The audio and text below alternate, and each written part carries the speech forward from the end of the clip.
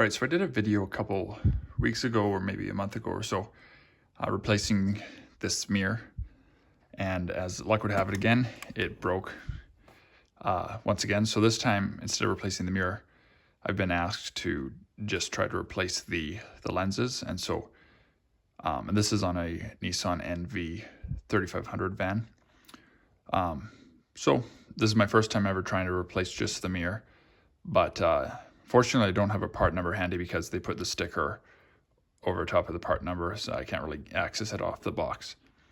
But they can be found online. So I assume this would be a similar process for most vehicles like this. But on the instructions, it simply just says to basically just start by removing all the shatter pieces. And then if the backing, I forget the term they call it, but like the backing plate is damaged, then that it came with a backing plate.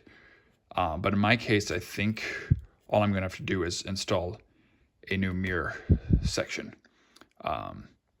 And they send you with some double-sided tape, but in my case, I'm going to actually glue it on with some polyurethane.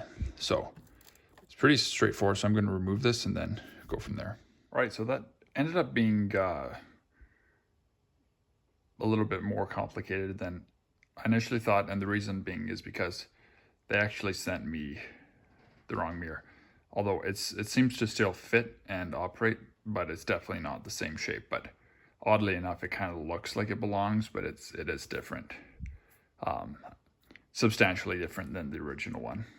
But yeah, so if your glass is already broken, all you need to do is just kind of remove it and then access the screw or whatever, or the nut that might be retaining it. Just remove that, and hopefully, providing that they sent you the right one / you ordered the right one.